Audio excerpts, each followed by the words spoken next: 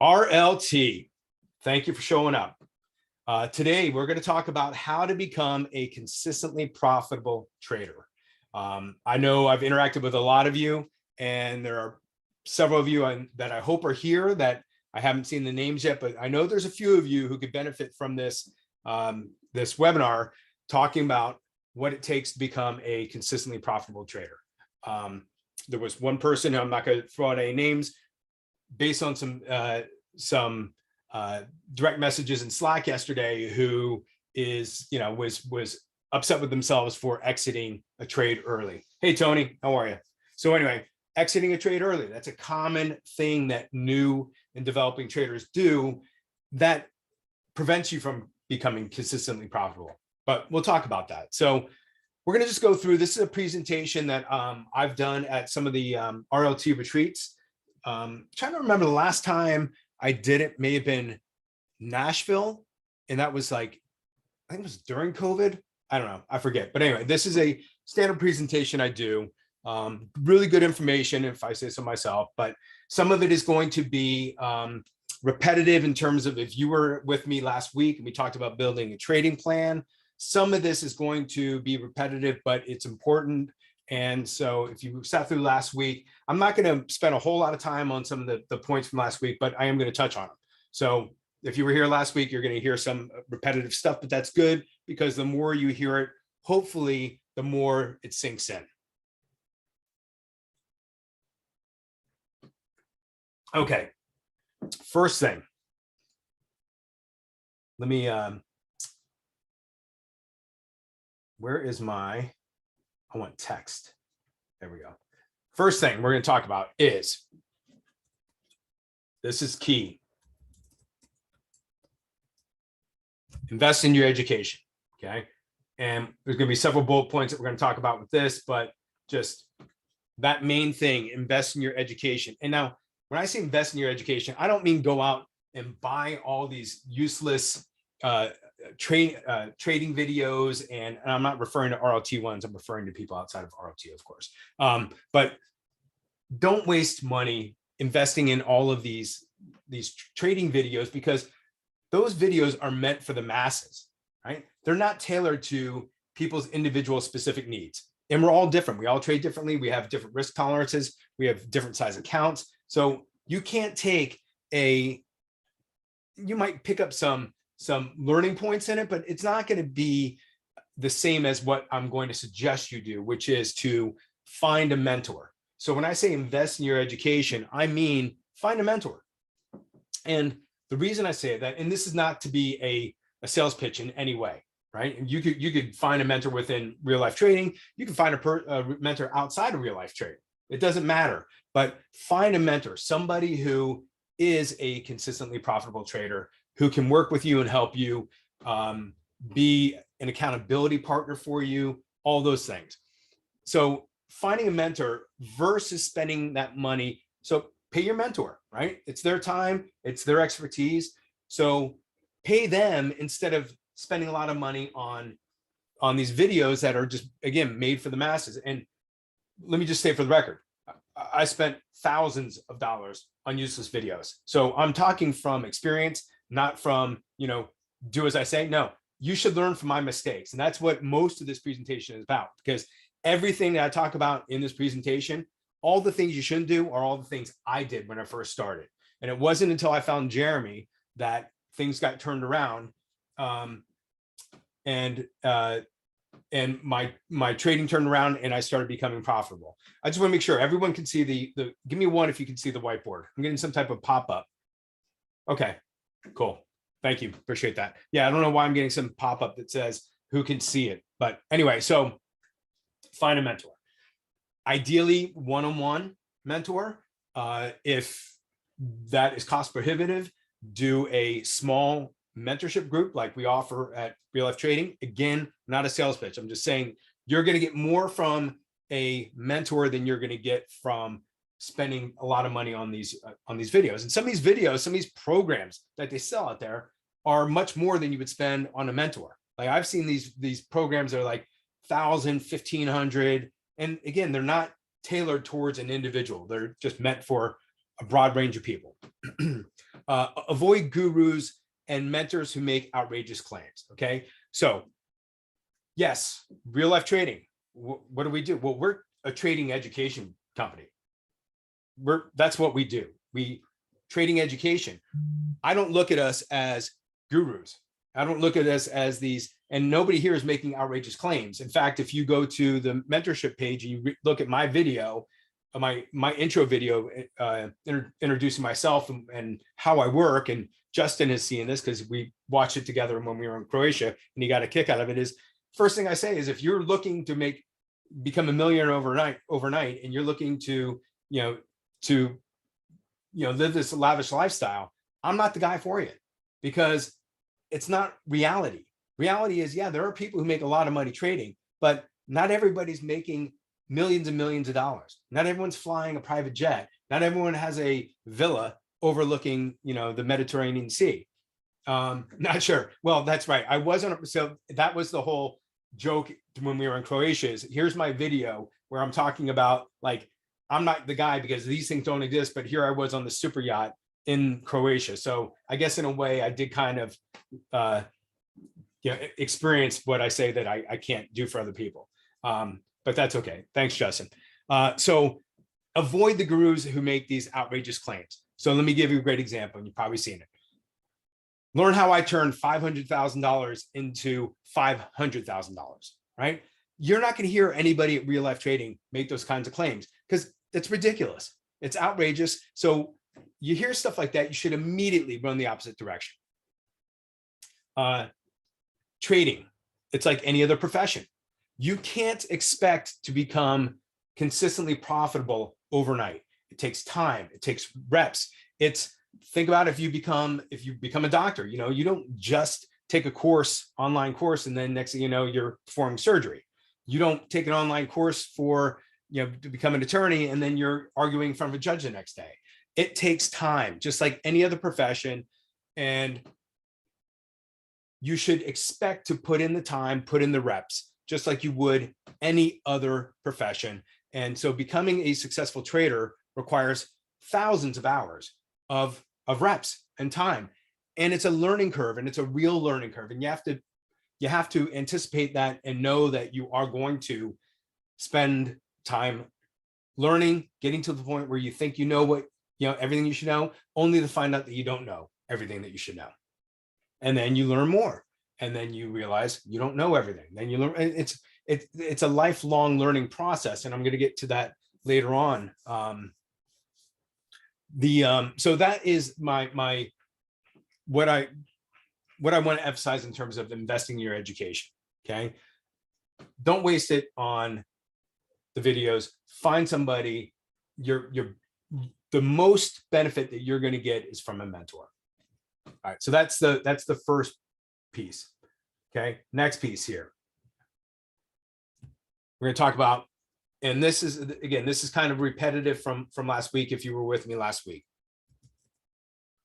Okay, now, if you were with me last week, one of my favorite, that's supposed to say create a plan. Let's put an N on the end. Hang on. Let's do it this way. N, create a plan. Kind of looks like a chart.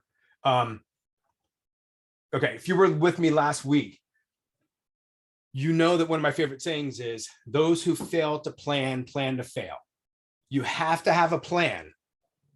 And this isn't just trading. This is life in general, right? Who goes out and just has this amazing life without thinking through and planning and having an idea of how they're going to get from point A to point B, all the way to point Z, right? So you have to have a plan. But it's particularly true of trading. If you don't have a plan, and when I say plan, it has to be, and I said this last week, it has to be a written plan. And ideally, if you handwrite it, that's going to make it actually stick with you even more. But look, mine is on the computer. I did mine on Word, and I printed it out sitting beside my desk, on my trading desk. But however you need to do it, but the trading plan has to be written, and you have to faithfully follow it. And if you don't do this, you're going to be among the 90% of traders who fail, who never make it. Part of the plan is, I'm not going to get into all the details. We did that last week. Okay. But before you ever take a trade, couple key things. You need to know your entry, your stop loss, your targets, when you plan to move your stop to break even, and what your exit plan is. Okay. And I mentioned this last week. A lot of this then rolls into the concept of if then statements. So if this happens, then I'm going to do that. If we break this pivot, if I'm going bullish and we break this pivot, then I'm going to move my stop here. So you have to have just an overall plan in terms of once this is just drilling down to the most minute details. When you are going to actually just take a trade, you need to have all this planned out. Key thing that I always emphasize with people is when you place your order in your broker, always enter your stop loss. And that's going to be a stop market, not a stop limit, your profit target, along with your entry price. Can't emphasize this enough. Okay. And people go, well, I'll just enter the trade now. And then once I'm in, I'll mark it in. Then once I'm in, I'll put in my stop loss and my profit target. Okay, great. What happens if you take a trade and the second you click that and you mark it in, suddenly you lose internet connection, right? Or the power goes out. Hey, Manveer, how are you? Welcome. So think about that, right? But if you did your order all at the same time, your entry, your stop, and your profit target, you hit it, you lose internet connection, or the power goes out, you don't care, right? Because the worst thing that's going to happen is you're going to lose a single R. But if you don't take the time to do this up front, your loss could be, by the time you get your phone and you try to figure that out. I mean, so I'm just saying, emphasize the fact, put your order in all at the same time.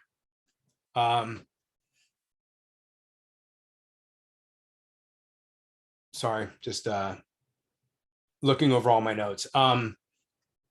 We talked about that risk management.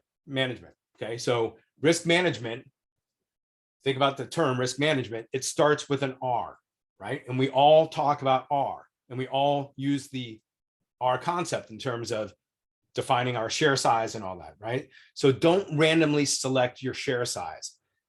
So I was guilty of this when I first started trading. One trade I would do 100 shares. The next trade I would do 500 shares. I was all over the place.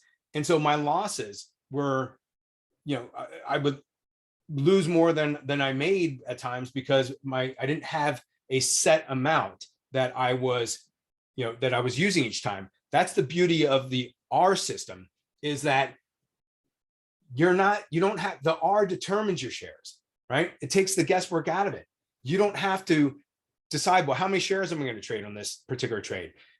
Your R determines the shares, right? So use your R value and always use the same R. We talked about this last week. Do not switch your R around. So I want to show you, let me see if people can, I'm going to give you two different looks here.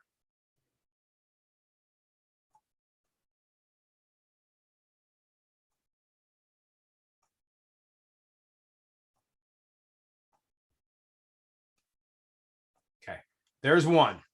Okay, here's the other. This may not let me do freehand. I'll do it this way. You get the idea. It's a soft curve. Okay. Who can tell me? Just put in the chat. What do those two sets of drawings represent? Anybody guess?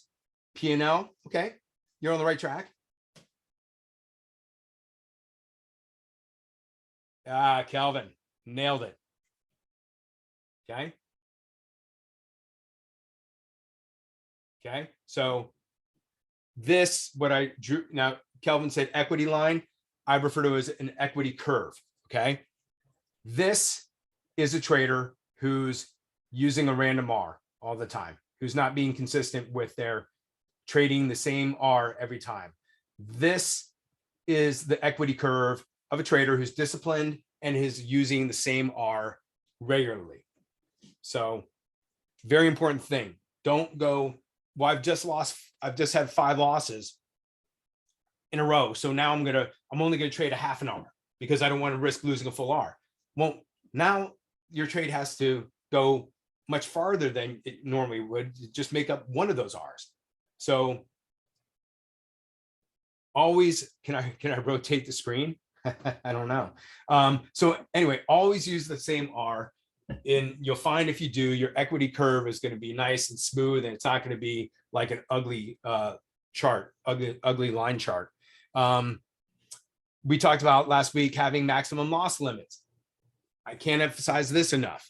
Have maximum loss limits to prevent from blowing up your account.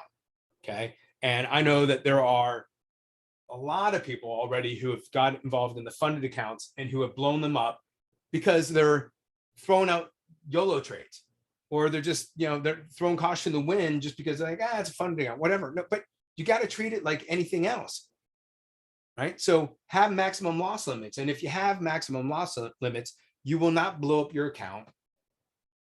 I'm not going to get into all this things, but we talked about last week, you have your maximum loss limit per day, per week, per month.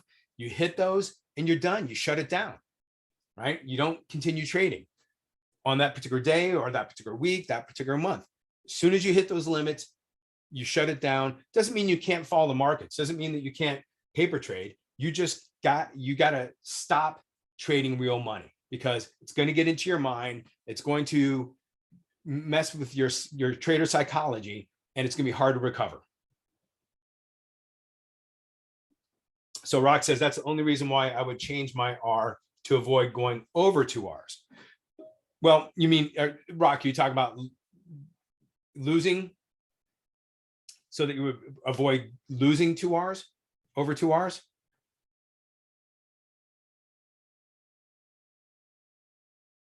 Yeah. So, okay. And we talked about this last week, and Rock, I think you were there, but anyway, yes. So for instance, my daily loss limit is 2 R's. If I lose 2 R in a day, I shut it down. So the caveat to what I just said is, let's say I've lost 1.5 R on the day, right? I can only risk, per my rules, I can only risk a half an R. So that is the only caveat to what I've just stated, is the amount of that you can lose per day, per week, per month. Yes, if you are at that point and you've on a day, if I've lost 1.5 R, I can only risk another half an R. Okay, that's acceptable. But randomly going back and forth between a full R or 2 R or 0.25 R, I mean, that's what you want to avoid. Never load the boat on any single trade, right? And I hear people using that term all the time, and it's just one of my pet peeves, right? Loading the boat or going all in. That is not trading, that's gambling. Okay. Thinking that, this is my, my YOLO trade, or my loading the boat, going all in. You're just throwing caution to the wind, right? So at that point, just take your money and go to a casino, right? And just lose it there, because you're probably going to lose it. We talked about last week, keeping a trading log. You got to log your trades. I'm not going to go into a whole lot of detail on this because we covered that last week, but keep a trading log, log all your trades, identify things that you did well, things that you can improve on, what your learning points were for that trade. You can write down what your mental state of mind was at that time, anything that's going to help you when you go back and you review these trades in the future, which you should do. Don't just record them and then forget about them. Go back, whether it's once a month, once a week, whatever, go back and look at your trades and read through what you wrote. The more you do that, the more you guys identify the trades that work really well for you. Okay. And again, we all are going to end up with different strategies or approaches to trading, what works for us. One thing that I want to also emphasize is, don't be a puppet trader. Okay. Now, it's one thing to be in the room. We have a live trading room, but you need to learn how to take trades and identify trades and take trades on your own. There's lots of benefits to being in the room, right? You can learn a lot from the moderators. You can learn a lot from the other traders, because we have some amazing traders here in Real Life Trading. You can exchange ideas in Slack. I mean, there's a lot of benefits to being in the trading room. But again, use it as a learning experience to find what works for you, but then develop your own trading plan and then trade your plan. Okay. Don't just blindly take all these official trades or these day trades because they're given to you. They have to make sense to you. You have to understand them, because if you just continue to be a puppet trader, you're never going to be able to learn to trade for yourself. And there will come a day where you're going to need to. And so it's a very important thing. Don't just take trades because they're given to you. It's okay to follow along in the room. It's okay to do that, but don't let that be the only time that you look for, identify, and take trades. I'm going to clear this out real quick because this is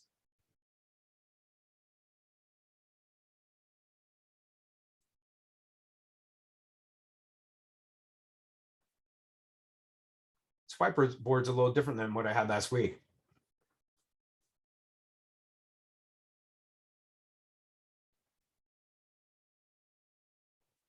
Erase.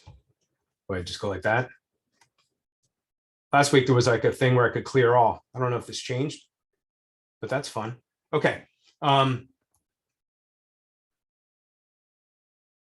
Here's a very, very important point to make here. Okay. I know this is going to shock a whole lot of you, but I need to clue you in on something.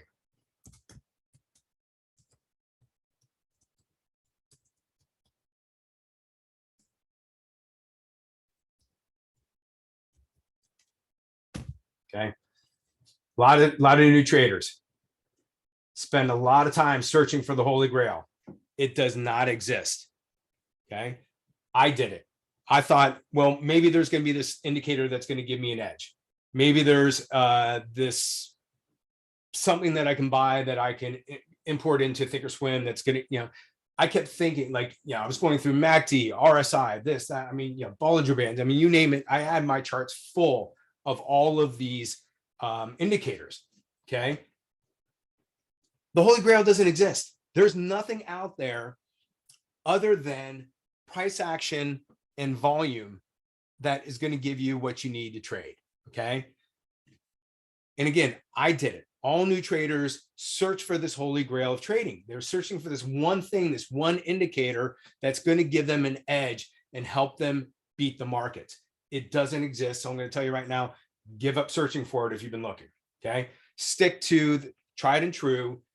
Stick to the leading indicators, price action volume, and then add some lagging indicators such as the moving averages and any other things. I'm not going to get into all of them, right? But in doing that, and I use this term a lot, in essence, you're trading naked. I don't mean literally sitting in front of the screen, butt naked. You're trading naked, meaning you're keeping your screens very clean. Okay. So try to use as few of these indicators as possible. The more you load up the charts with all kinds of studies, indicators, oscillators, anything that you think is going to give you an edge, all that's going to happen, the net result is there's going to be paralysis through analysis, which leads to missing trades, the inability to take and execute a trade. People might identify a great setup, traders might identify a great setup, but then they spend too much time analyzing all the indicators to make sure that all the indicators that they have on the chart say, yeah, it's a good trade. And by the time they finish analyzing all of it, it's already moved in the direction that they were expecting. And now they're faced with the choice, do I chase it, which you should never do, or let it go? Okay. Then you let it go, right? Or you chase it, and then you're getting a very poor entry, or you let it go. And the next thing you know, now you're experiencing FOMO because you sat there, you had great analysis, you knew exactly what you were looking at, you set it up, you anticipated what was going to happen, but then you spent too much time analyzing all your oscillators, indicators, all this stuff, all the stuff you have on your charts to see if it was going to work. And then by the time you decided, okay, I should take this trade, off it goes. Give me, you know what? Give me 1 second. Sorry, something just popped up from Slack. Sorry, I have to give me 2 seconds to respond to this.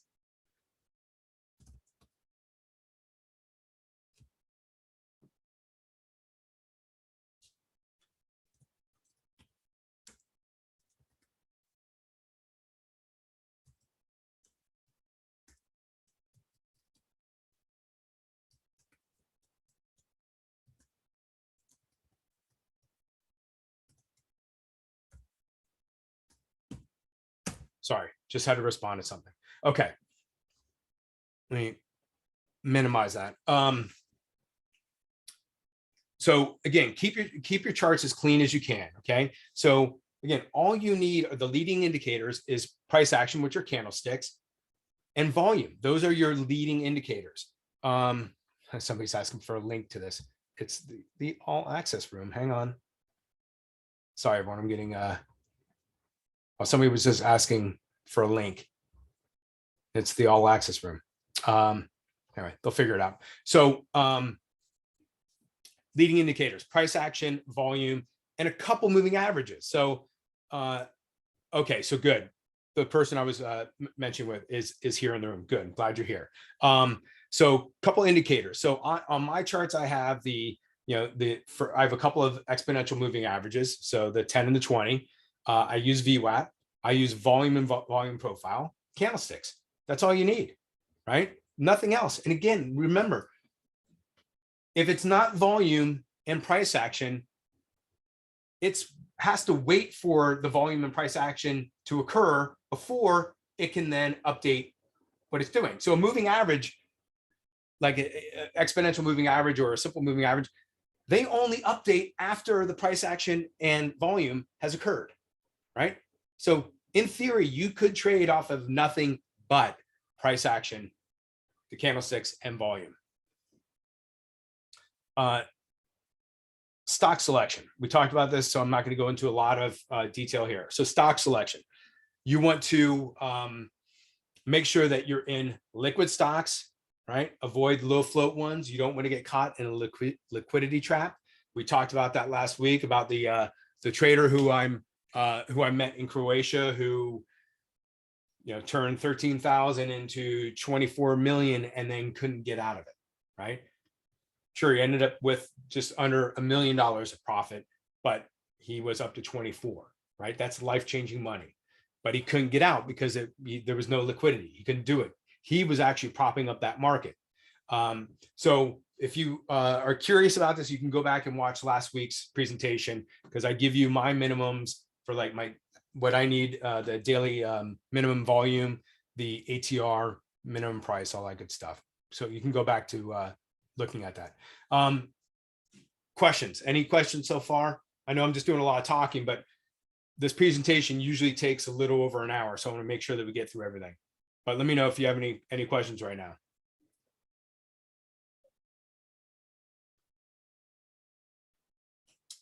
Alex, it is, if you go into Slack, you could probably just search on creating a trading plan. Let me see. I might be able to find it for you real quick here because I just posted it to somebody today.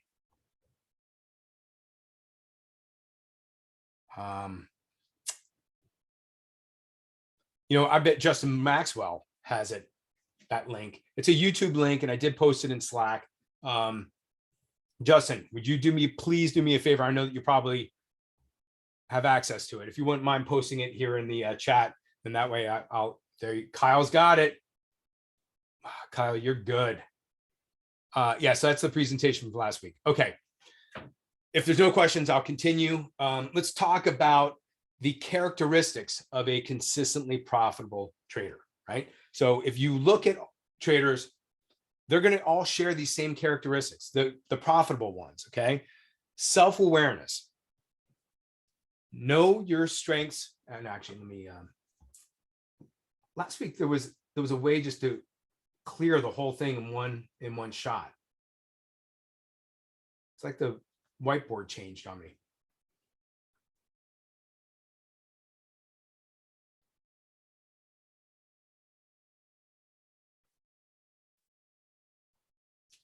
Maybe I can just do it that way, delete it. Okay. So characteristics, right? So first one.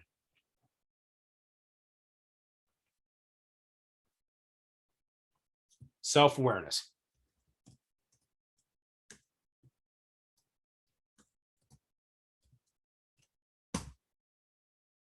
Self-awareness. So know your strengths and weaknesses, your risk tolerance, and the trading style that best fits your personality.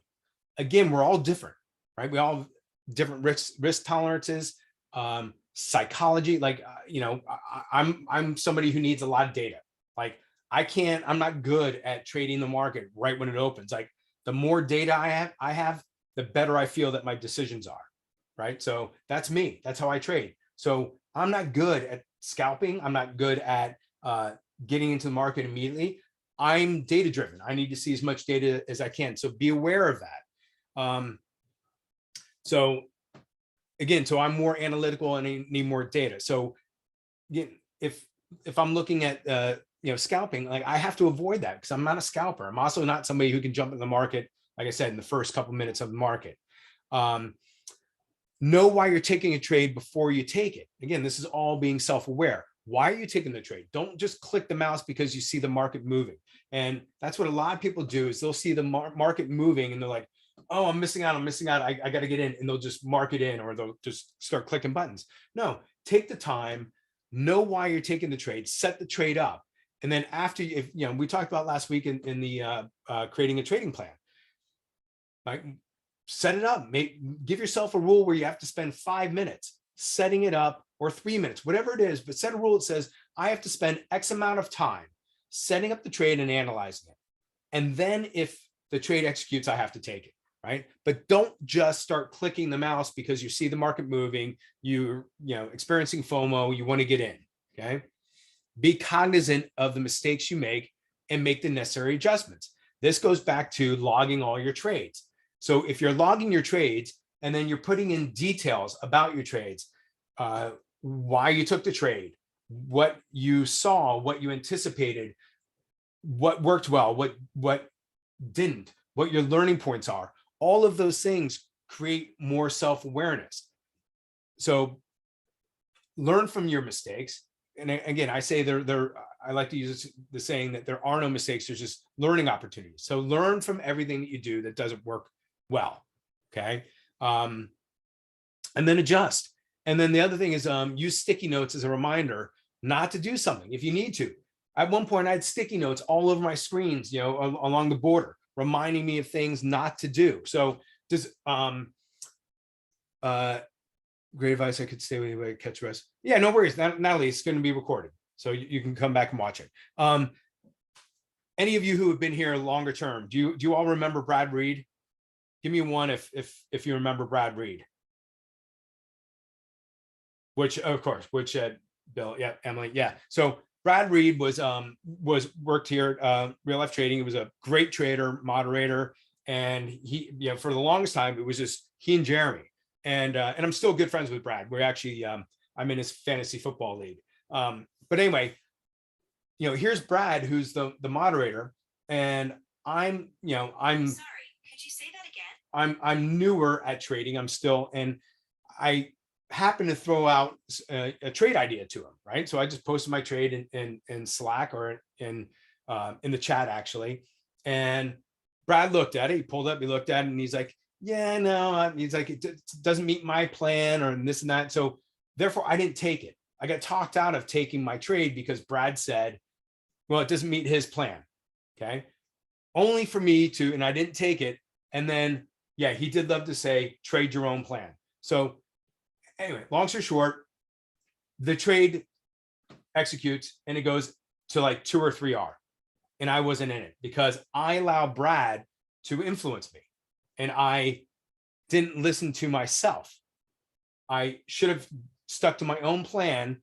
And so for the longest time, I had a sticky on my screen that said, don't listen to Brad.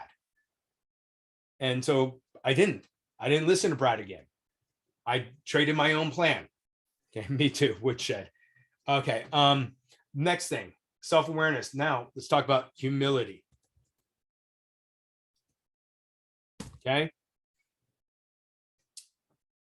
Many traders realize their greatest losses after achieving their greatest gains. Okay. Because what happens is you find yourself having taken a very highly profitable trade or series of trades. It gets in your head. You think suddenly that you're the greatest trader of all time, that you can beat the markets, that you can do whatever you want to do. I'm not sure. Still seeing a blank screen. You're not seeing the.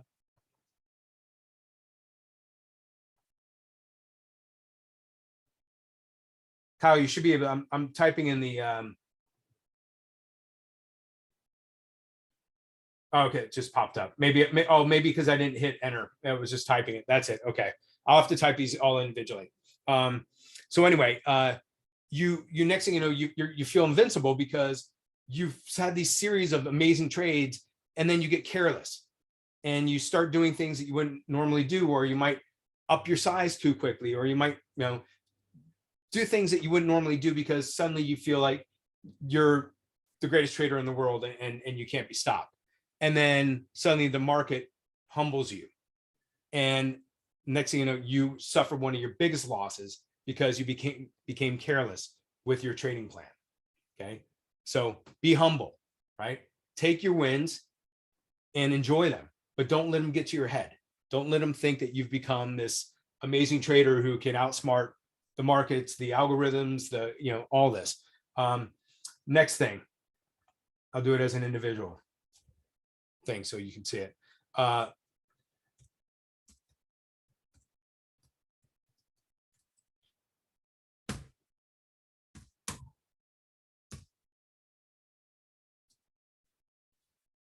Be a lifelong learner. Key thing, okay? I'm learning something new every single day. Every single day in the markets, I learn something new. And if there comes a point when I think I know everything, that's my clue to stop trading, right? So you have to possess an ongoing, voluntary, and self-motivated pursuit of knowledge. And you have to do this throughout your trading career, okay? You can't just, get to a point and go, well, I think I've learned enough. I don't need to continue to try to learn more. There's always more to learn. I always like to say, growing up in, a couple things, like I always like to be the dumbest person in the room, right? And by that, I mean the dumbest person in a smart class. I want to be surrounded by people who are smarter than me. When I go to a cocktail party, I like to be the person who's not the most successful person because I want to surround myself with people who are more successful and smarter because they're going to help me up my game. Okay. So be a lifelong learner, always be looking to improve, because as soon as you think you know it all, the market's going to give you a harsh reminder that you don't. And it will happen.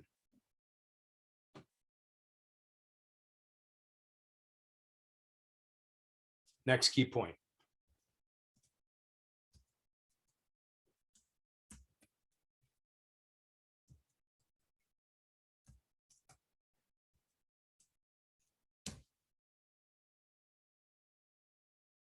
Okay.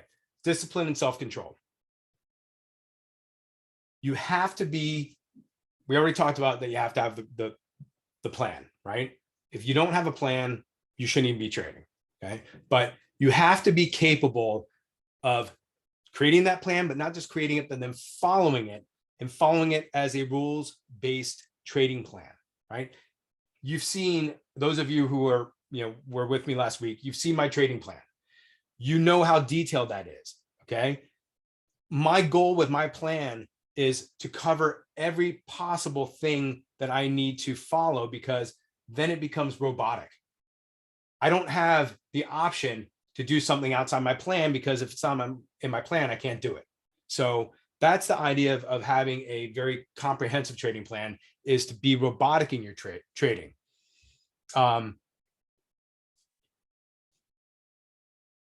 If you're all familiar with Samurai, right? Japanese warriors. They say that the samurai approached every battle without fear. And that's how we need to approach trading. We need to do it without fear or emotion.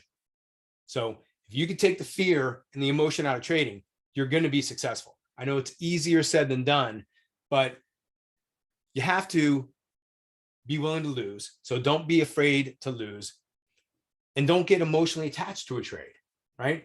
You're going to be wrong. So don't stay in a trade if you're wrong just because you don't want to acknowledge that you are wrong, right? If you enter a trade and it immediately goes against you, you're wrong. Don't let it go all the way down to 1R and let you lose a full R. That's when you have to start taking defensive action and accept the fact that you're wrong, and not be emotional about it, and then play defense. And your goal is always to lose less than 1R. You need to condition yourself to control your fear, greed, and every other emotion that's going to come to mind. Okay, that's going to rear its ugly head when you're trading, right? You can't be fearful. You can't be greedy. Right? Don't try to hold for 7R, especially in this market, right? How many of you are seeing trades that are except for today? Today was a crazy day in the market. Because most trades these days in this current market conditions aren't going to 2, 3R, right? They're going to 1R, 1.2. Today was insane. And I can tell you, so talk about FOMO. Okay, let's just for a second, just talk about today. I will admit, I did not take a single trade today. I kept looking. The reason I didn't take a single trade is because my rules, the way I trade is I don't want to always be buying at the top. I want to be buying on a significant pullback. Well, it didn't happen, right? As soon as everything started moving, it just kept going. And I kept looking then to short, and it never presented itself, even right up until 3 o'clock. 3 o'clock, I was sitting there and I was trying to set up a short on AMD, trying to set up a short on Amazon, trying to set up a short, and it just wasn't presenting itself. But I wasn't chasing anything. So even though I didn't take a trade today, I missed some big moves. I didn't chase. I stuck to my plan. Sometimes your plan isn't going to match up with the trading day. And mine didn't today, because you all know who work with me or trade with me. I don't take breakouts. I always try to get limit buys. And I did try a couple today and I didn't get them, right? AMD, when Johnny got on, I was talking about an AMD trade. I missed it by pennies. Like, it was a limit buy, and that could have gone, by the end of the day, like I wouldn't have stayed in that long, but it probably would have gone to like 5R, but I missed it by pennies, but I'm not going to chase it. And so don't let, and that goes back to disciplining self-control. Like, I wanted to jump into a trade, but again, I'm never going to be the one buying at the top. Now today, it would have worked, right? The point is, I'm not going to let what happened today control what I do tomorrow. Okay. I'm not going to look at today and go, well, fear of missing out. I missed a bunch of trades that if I just bought at the top, I would have been fine. It just kept going up. Well, that was today. Every single day in the market, it's a new day. You can't apply what happened today to tomorrow. So don't allow the FOMO, the fear of missing those trades, I'm not going to allow that to influence how I trade tomorrow. I'm still going to trade exactly the way tomorrow that I traded today, that I traded yesterday. Okay. So, not allowing FOMO to control your actions, force you to jump into a trade, modify tomorrow how you normally trade, because today was just a crazy bullish day and you could have gotten into anything at any level and it just was going to keep going bullish. This is, I'm not going to call anybody out specifically, but you have to control. You need to have the ability to condition yourself to control the urge to exit a trade early and lock in profits. Okay. Everyone's guilty of doing it. I'm guilty of having done it, because we want to win, right? So it's a natural thing to want to go, well, I'm profitable, but I haven't hit my targets, but I'm profitable. I'm just going to exit.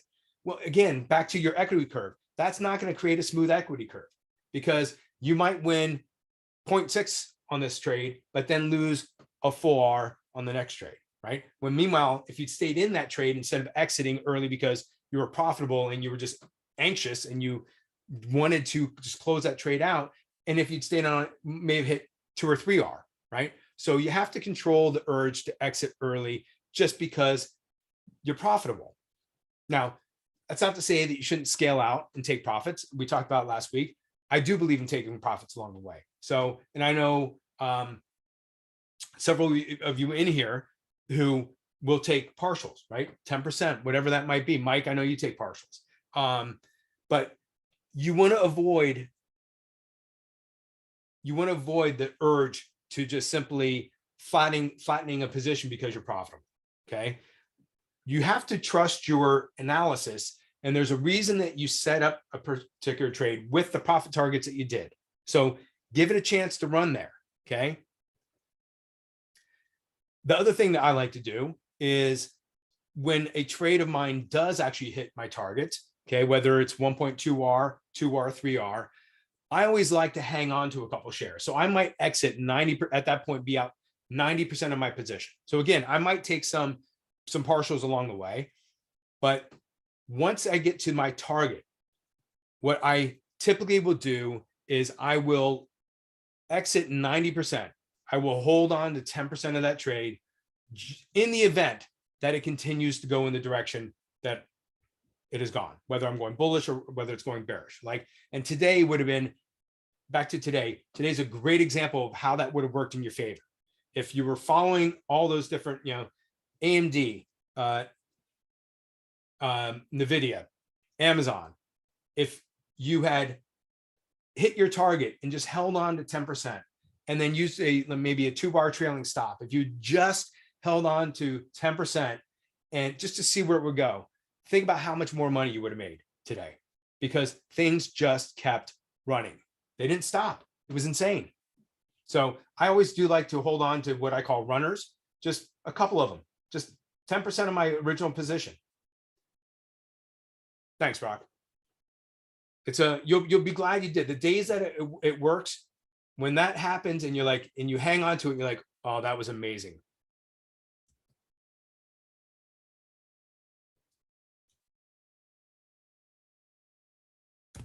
Okay. Not sure what is happening. The screen here. There we go. Consistency. Okay. We already talked about some of the key points with consistency. So avoid the large equity swings in your trade by using the same R. Okay. It's going to keep you from having that choppy equity curve, right? You want a nice smooth one. Trade the same strategy every day. Don't bounce from strategy to strategy every other day or week because it didn't work for you a particular day. So don't be a scalper one day, a momentum trader the next day, a position trader the next day, swing trader. Pick a strategy and stick with it, but don't bounce around because again, that's going to affect your equity curve. Remove all the variables and focus on systematic trading. Okay. And remember that lack of consistency is going to lead to massive drawdowns ultimately, because you're going to play around with your share size. You're going to be jumping around, so one of the things that, if you remember from my, when we were going over my trading plan, right? I have that kind of mission statement. Somebody, I forget who it was that called a mission statement, but that was a great title for it. At the very beginning, I've got this this paragraph that just kind of sets the stage for everything. And part of that is that the market rewards the specialist. So find out what you're good at. Be a specialist in something. Find out what you're good at and stick with it. Don't bounce around because, 1 week it wasn't working for you. And then you're like, I'm going to stop doing that. I'm going to do something else. Find the one thing that works for you and stick with it.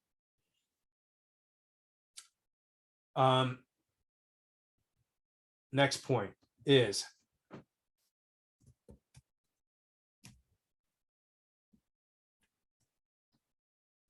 I'm not sure what's going on here.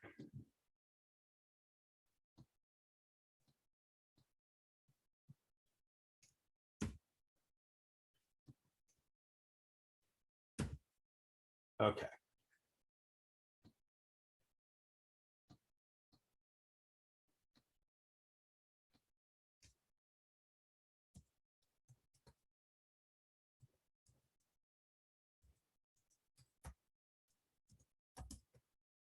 All right. Just being dedicated to hard work, being willing to put in the work. Okay. Trading is easy, and at the same time, it's hard, right? One of Jeremy's favorite sayings: trading is easy, but it's hard, right? It's easy to click buttons. It's hard to follow your plan. Okay. Simple, not easy. Exactly. Same thing, right? Those who think trading equals easy money find out quickly how wrong they are. Those looking to get rich overnight should look for another profession. Do something else. Keep in mind that yeah. So KP, I'm going to be posting this in the in Slack once I get it uploaded. I'll put a link in Slack. We already touched on the fact that becoming a successful trader is no different than becoming a doctor, an attorney, or a professional athlete. It takes time, it takes practice.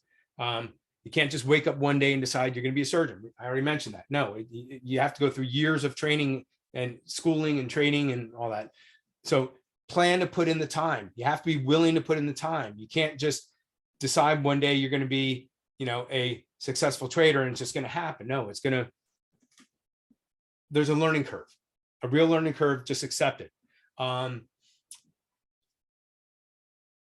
Another characteristic.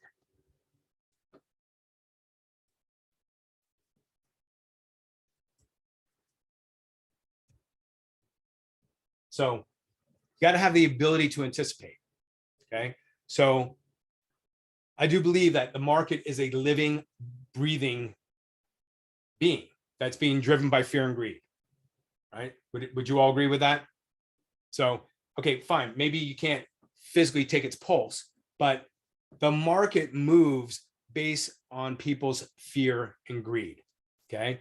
It's people making emotional decisions that move the market. Right. So when something gaps and people are fearful or they're greedy or what have you, there's plenty of people go, no, the market isn't like that because, the market now these days is being driven by high frequency traders, the algos. Well, you have to remember that the algo was created by somebody, right? So the algo was created by a human. And as a result, that human, when creating that algo, had to use if-then statements. So there is even some emotion that is programmed into an algo, right? Yes, but here's the difference is the algo doesn't have an option not to follow its rules. It just follows whatever rules were written for it, right? Back to having a comprehensive trading plan and why you need to have a plan that you can follow and stick to. You need to be able to anticipate moves in the market. Now, I always like to say to people, trade what you see, not what you think, right? You need to anticipate, but you don't want to let your belief in what you think is going to happen take control of your decision making, because you have to be able to trade what you see, but still anticipating what is going to happen. That goes back to the if-then statements, right? So if I immediately enter a short trade and there's a high bullish volume spike on the 1 minute chart, I'm going to look to lower my stop, right? So if the trade, if I go bearish and the trade immediately goes against me and there's high volume, excuse me, I'm going to get a drink of water.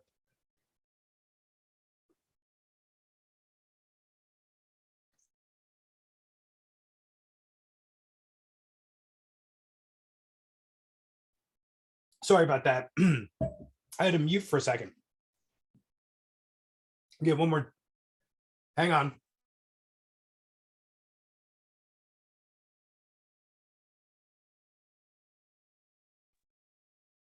Okay, I'm back. I was saying to Yates how this week I've been experiencing the same symptoms I had during when I had COVID, even though I'm not testing positive. but one of them is my voice. So if I sound a little bit off, that's why. But anyway, anticipating having these if-then statements. So if I enter a trade bearish and it immediately goes against me, I'm going to look to move my stop, okay, to avoid losing a full R. So that's just anticipating what it might do, paying attention, being in the moment with the trade that you're in. So, or if entering a long trade and price makes a strong move in my direction for 2 to 3 bars, right? So if I'm in a long trade and I get 2 or 3 really strong bars in a row, I'm going to look to move my stop fairly quickly, right? Because in that case, you were right. You nailed it. You were absolutely correct. I do this when I do my limit buys. Or limit sell, right? So again, I don't do breakout. So if my limit buy or my limit sell happens to be within pennies of the higher low, whichever direction I'm going, if I get a long wick that triggers me in and then it immediately starts going in my direction, I move my stop right under that wick because it should not break that level. Because if I nail that entry like that, and I did that, I think I posted a trade last week. But anyway, I had a trade maybe it was Friday. I nailed it within 2 pennies of whatever it was. So I was going bullish. It came down, and if my entry was like 18 cents, the low of it was 16 cents, and then it immediately went in my direction. Well, when that happens, I move my stop right below that wick. There's no reason to wait. And when I say right away, I let it go maybe a couple bars, right, in my direction. Then I move my stop, but I'm not waiting. I know the rule of waiting 21 minutes a lot, but when you've been trading long enough, you learn these little nuances. And if the trade goes, if I nail that entry and immediately goes in my direction a couple bars, I'm not waiting to move my stop because I nailed it. I was 100% correct. And I was right. And if it goes back below that wick, the trade's not going to work anyway. So again, anticipating, having these if-then statements. So we already talked about, if the trade hits my target, then I am going to hold on to 10% and see if it can run. So these if-then statements don't have to be set in stone, but you should use them to anticipate and react to the market, right? So have them in your head. Can you draw an example?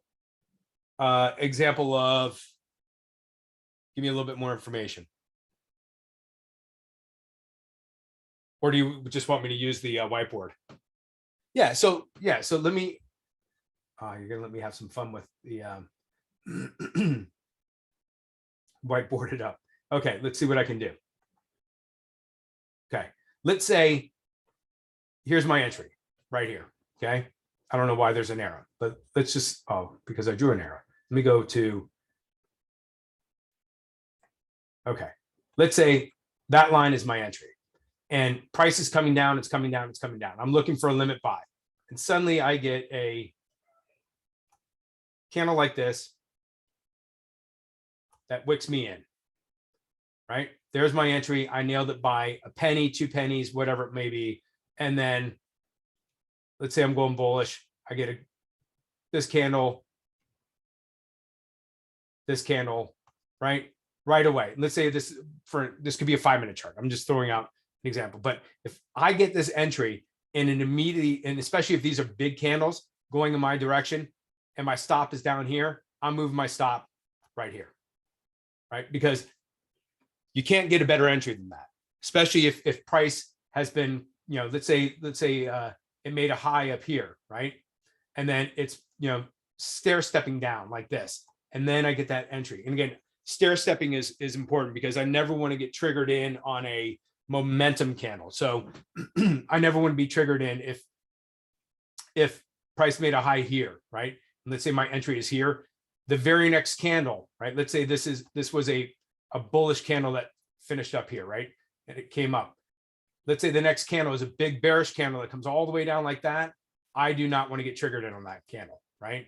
That I'm not waiting for that. I want to see nice, controlled pullback, stair stepping down to my entry. And ideally, when I do get triggered in, that's the candle I want to see for my entry. So did that answer your question there? Is that helpful? Perfect. Cool. Key thing. I know we talk about this in the room. Again, this is being able to anticipate. So be aware of market events like the Fed meetings or other announcements, right? So Wednesdays, typically, there's some type of Fed announcement. As you've all experienced, the markets can get crazy. They can get very volatile when these announcements come out. So again, you want to be aware. It's all about being aware and being able to anticipate. So when I know there's a Fed announcement coming up, I'm not taking a trade moments before it comes out. Or if I'm in a trade, I'm either moving my stop if I can to tighten it up, or I'm just going to exit the trade if I'm profitable. So, but plan and anticipate. I never want to be in a trade when those Fed announcements come out because it gets squirrely if you've watched that. Okay. So that is the section on that. I'm just covering the characteristics of a consistently profitable trader. Let's see, we have 23 minutes left, I guess. We're going to move on to avoiding the psychological pitfalls. And I know that there's a lot of people here who, including myself, who fall prey to all these psychological pitfalls. So is there, before I move on to that next section, any questions?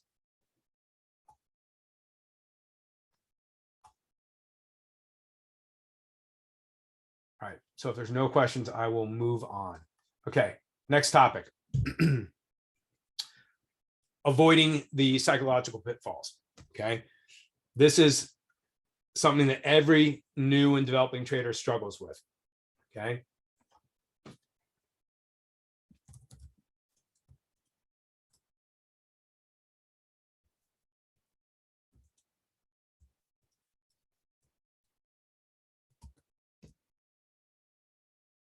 Okay.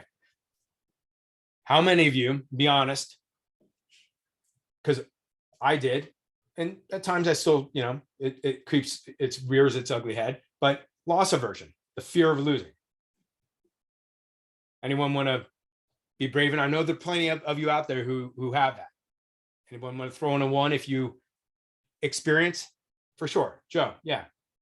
Thank you. Appreciate the honesty. Victor, yeah.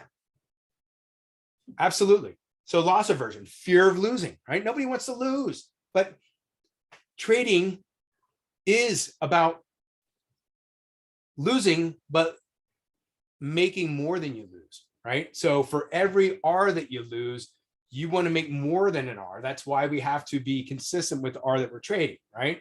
So how do you overcome the loss aversion, the fear of losing? Well, one thing is, too many traders avoid, they focus on avoiding the loss rather than acquiring gains, okay? So don't avoid losing, expect to lose. So I learned, and Mike Teague, I know that you've learned from Jeremy as well, that he goes into a trade and he expects to lose, right? Every single trade, he goes, I think I'm going to lose it. I am going to lose this trade. But if you expect to lose and you accept that going into it, then it takes the pressure off. And then when you win, it's exciting because it was something that you weren't expecting, right? So one way to get over this fear of losing is to expect to lose. Every single trade, go, you know what? I'm probably gonna lose a full R on this. But yeah, you're right. Probably won't work.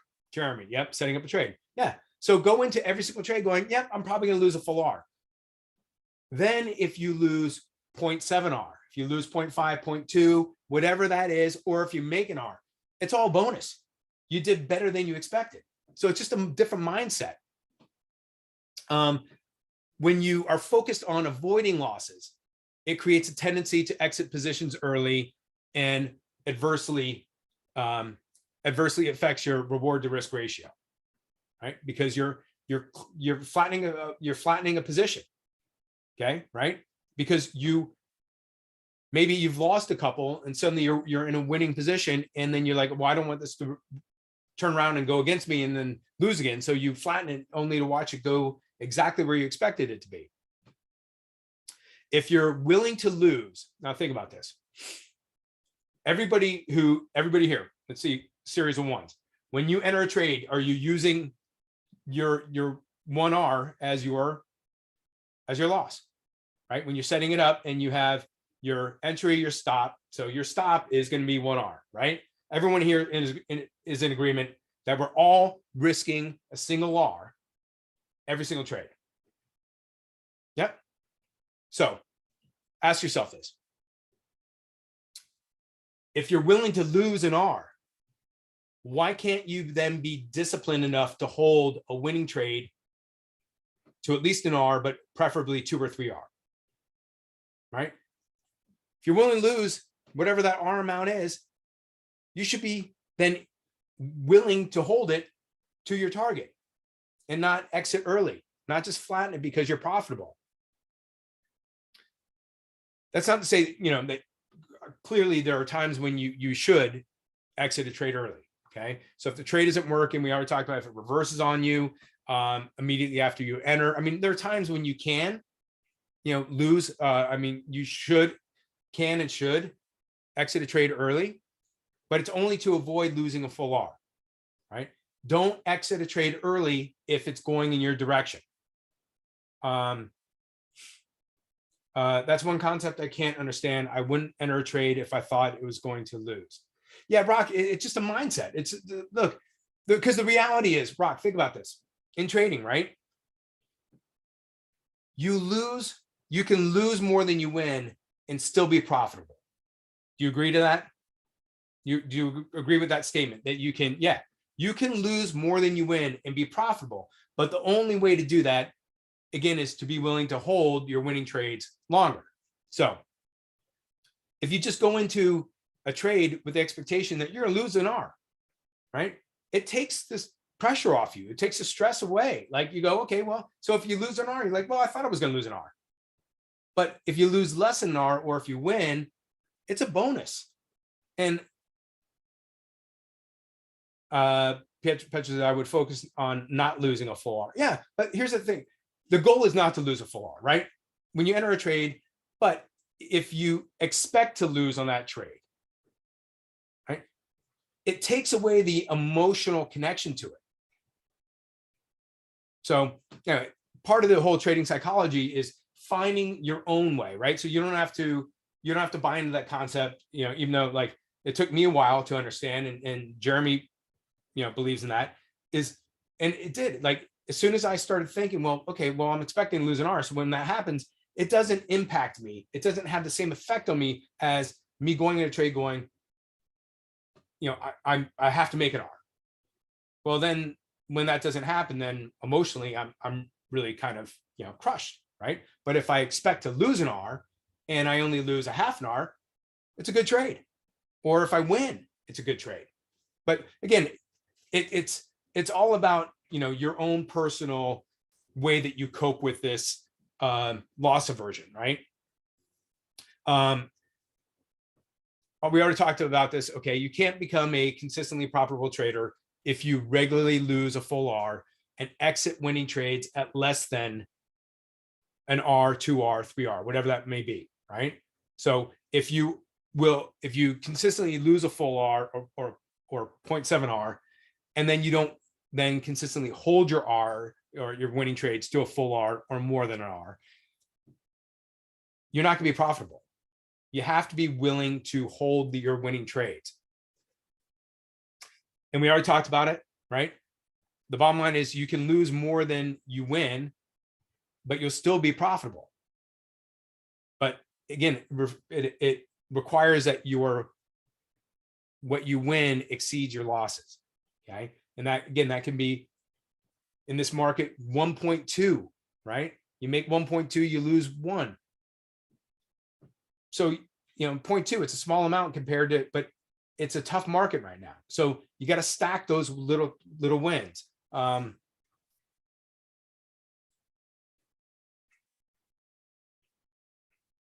That can be missing skill. My holding muscle is weak. Yeah. So yeah, we all have to work on our holding skill, right? Today, think about it, Rock. Think about today's market, the number of people who exited trades and those because they hit a target and they didn't hold a little bit, or they didn't test that holding muscle, and then to watch it run to multiple R's. I mean, it could have been an amazing day if you had that holding power. I did hold, but on the wrong trade. And yeah, Petra, it's, again, that happens, right? One thing is that losing, right? So back to losing. Think about it as the cost of doing business, right? So when you go to an amusement park, you have to buy a ticket to get on a ride, right? You don't know how great or bad that ride's going to be, but you have to buy a ticket to get on the ride, to experience it, to get off and go, awesome ride, or that was awful. Trading's the same thing. The R that you're going to put up, that is your ticket to find out if your analysis was correct. Okay. It's the cost of doing business. So you have to be willing to pay a small fee to see if your analysis was correct.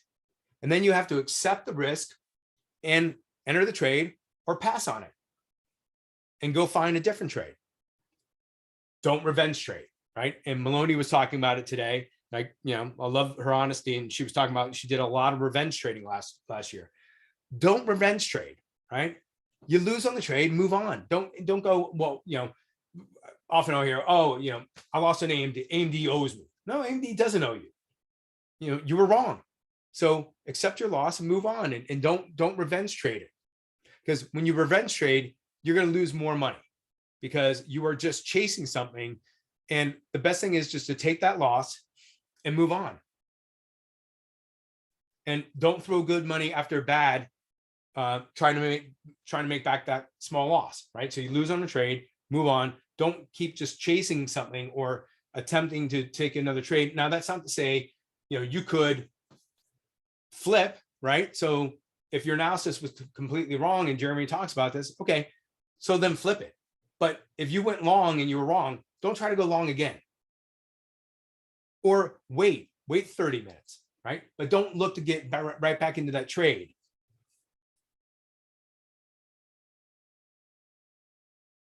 I've mentioned this many times, that there are no mistakes in trading. There's only lessons to be learned. So learn from everything that you do that doesn't work. Become a good loser, right? We're going to take that loss.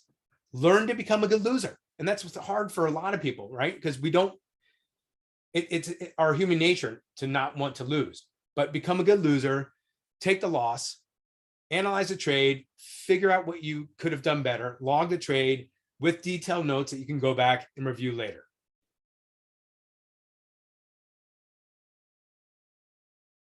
Okay, we've got 10 minutes to get through the rest. I think we can make it happen. Just going to keep going.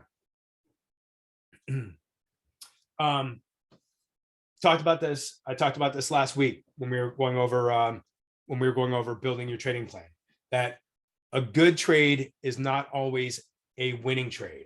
Okay, kind of a hard concept to wrap your head around, but think about it. A losing trade can be a good trade if you followed your plan. If you followed your plan to a T and you lost, that's a good trade. And trying to think, we were in the room last week.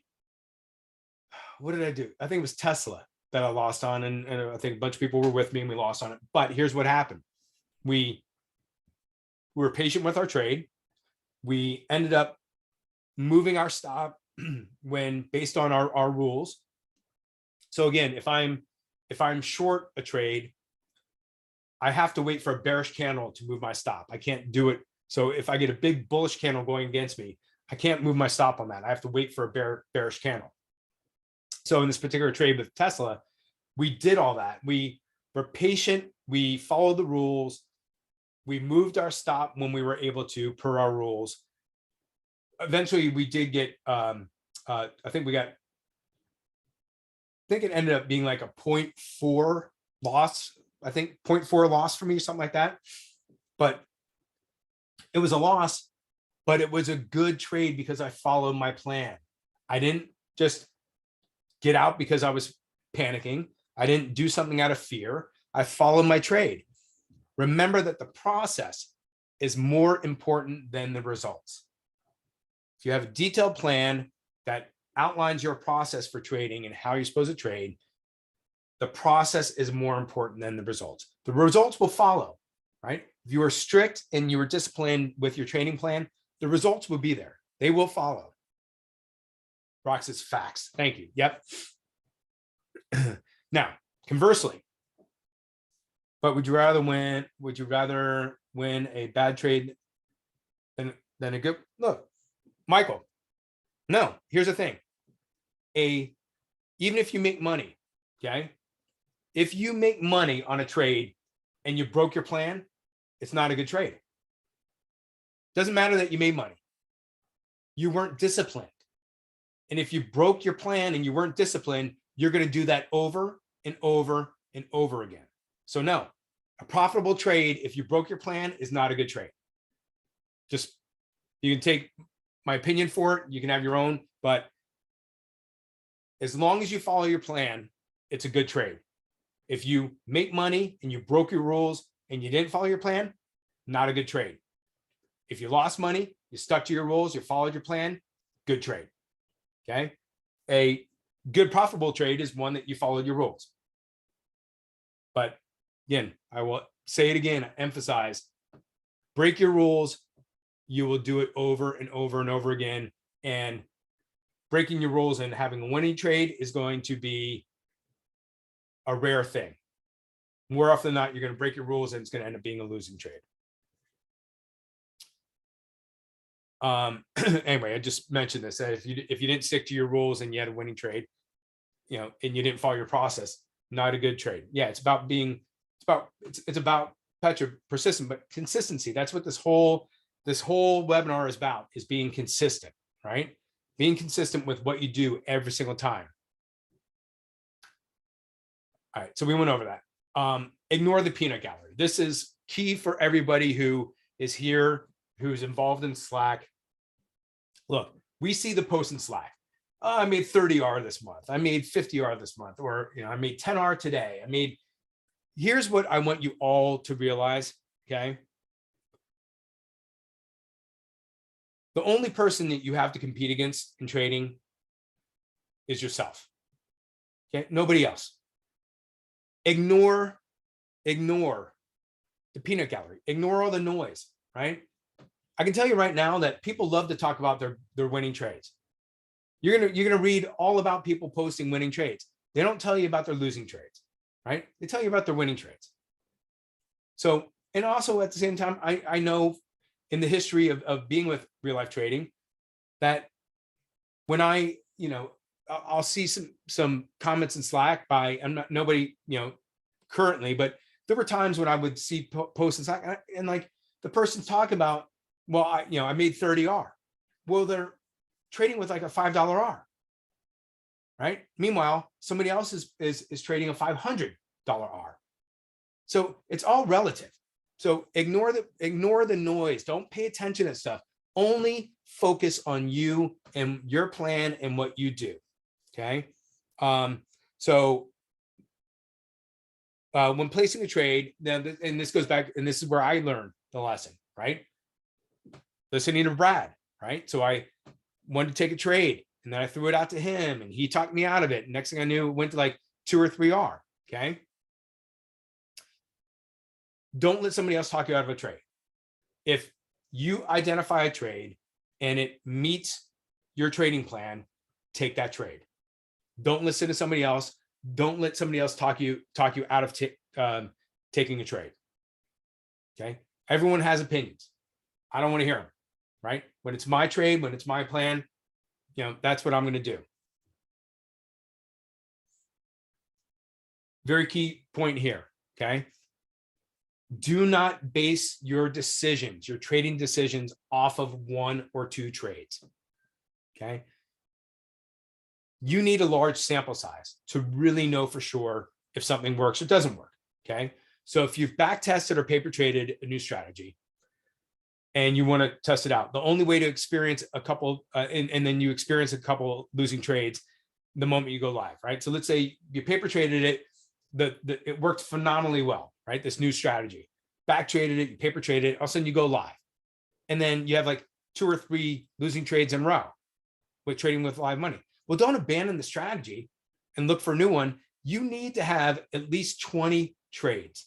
If you are testing out a new strategy, you need a sample size of about 20 trades to know whether or not that strategy is viable or not, okay? So you need to be able to commit in advance to taking at least 20 trades.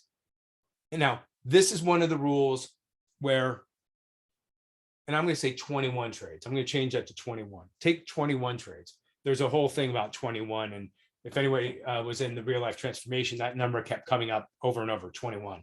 So let's go with 21 trades. But the point is, people will spend a lot of time back trading and testing a strategy, go live with it, have a couple losing trades, and then they'll quickly decide, okay, that strategy is not viable. It's not worth it. You don't know. You have to take 20 trades. And this is one of my caveats to the R, being consistent with the R. If I'm going to, in my plan, I'm allowed to lower my R to do like a half an R or a quarter R. If I'm going to test out a brand new strategy, that's the time when I'm allowed to use a lower R just for that strategy. Not every single, like I can't use a half an R for that strategy and then also a half an R for my regular strategy. No, this is only for things that you're rolling out and, a new strategy that you're going to test out. You can lower your R, do a half an R, do a quarter R. But if you're still trading another strategy that you've been trading for some time, you can't lower your R there. So again, only after you've accumulated results from a large enough sample size can you make a decision to either abandon the strategy or continue with it. Okay, so 21 trades. That's the number we're going with. Okay, we're almost done. This is perfect timing. 3 minutes left. So key thing here, right? Now, again, we talked about today and what happened with the market, how bullish it was, and you could have entered at any time in today's market and made money because it just kept going up. It's the craziest thing, never even pulled back. So not approaching every trade as a new trade or every day as a new day, okay? You can't no 2 trades are the same. So if you took a day trade and you lost, you can't approach the next trade differently. You have to approach every single trade with your plan the same way, because every single trade is a new trade. You can't let what happened on a previous trade affect your decision on how you're going to then approach the next trade, right? Don't let things influence you that way. You have to trade every single trade you take, every single day has to be approached as a new trade or a new day. We got the boss man here. There he is. Even? Hey. Hey, bro. How are you? I have 1 minute to go. Perfect. Hit it. Already talked about trade what you see, not what you think. We already talked about that. Don't think a trade setup won't work just because the last one didn't. If you're trading your plan, stick with it. Remember, the market's going to do what the market's going to do. So trust your analysis, take action, and be patient. Don't allow a loss on a prior trade to influence your decision to take a new trade. And this is one of my favorite quotes from a person named Mike Bellafiore. And I don't know if anybody knows who he is. Great book called One Good Trade. You can look it up. He has another book called The Playbook. So Mike Bellafiore, favorite quote I like about him that he uses is, you can be better tomorrow than you were today. And I use that in life. I tell my daughter, my 11-year-old daughter, when she has a bad day, I'm like, look, you can be better tomorrow than you were today. As a trader, you can be better tomorrow than you were today. And with that, I'm turning it over to Jeremy Alexander Newsom. My man, so true, brother. Thank you for that insights. I'm sure everyone needed to hear that message today, and every time you speak, everyone listens. Thank you, brother. Love My it. pleasure. Rock. My pleasure. Yeah. Thank you everyone for your time. I appreciate it. Jeremy, I'm going to promote you. Okay. Promote me. Promote you to host. All right. I should be able to. Hang on. Or did you Yeah, already man. take over? Yep, I got it. I got you, big man. I'm good to go. Oh, here we go. Wait. You did. You have control. Normally, I got have it. to make somebody host. You actually are able to take control. I got it. All right. All right. Love you, brother. Love you too, man. All right. All right. Give me 8 seconds to figure out how to stop the recording and then restart it just so that we are all clean on that. Okay, it says it's recording. Here, Go maybe. this Do I way. need to stop the recording? Yeah, that'd be great. Yeah.